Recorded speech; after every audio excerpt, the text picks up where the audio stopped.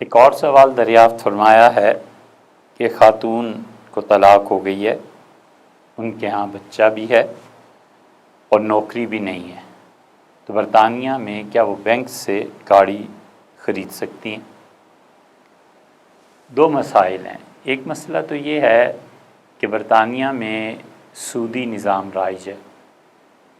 اور جب آپ بینک کے ساتھ کوئی ڈیل کرتی ہیں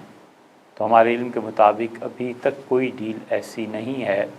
جو اسلامک بینکنگ کے سلسلے میں وہاں پر یہ سہولت مہیا کی گئی ہو یا میسر ہو۔ اور دوسرا مسئلہ یہ ہے کہ ہمارے اساتذہ جنہوں نے افتاء میں ہماری تربیت کی یا فتوے کا کام اور یہ سب چیزوں میں نگران تھے، وہ ہمیشہ کہتے تھے کہ اتنا کہہ دینا کافی نہیں ہے کہ یہ چیز حرام ہے، یہ چیز جائز نہیں ہے۔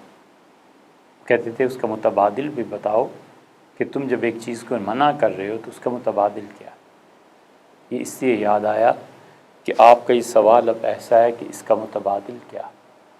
اس کا متبادل یہ ہے کہ آپ لوگوں سے معاذ اللہ پیسے مانگیں، بھیک مانگیں، کسی کی بھی عزت نفس یہ گوارا نہیں کرتے، اور نہ ہم کسی کو کہہ سکتے ہیں کہ تم پیسہ مانگ کے اپنے لیے گاڑی خریدو، زندگی کی سہولت کو پیدا کرو اور اس کے بعد یہ کرو،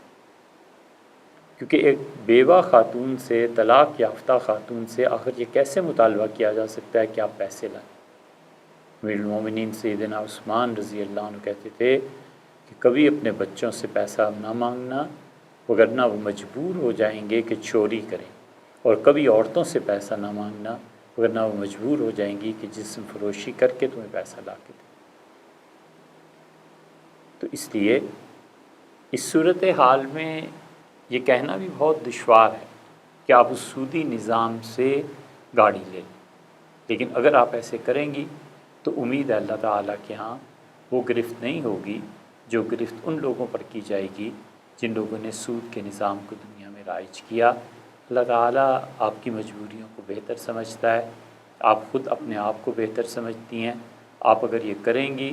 تو اس پہ کسی کو اعتراض بھی نہیں کرنا چاہیے، بس اللہ کے حوالے کر دینا چاہیے۔ اس طرح کی ایک چیز پیش آ گئی تھی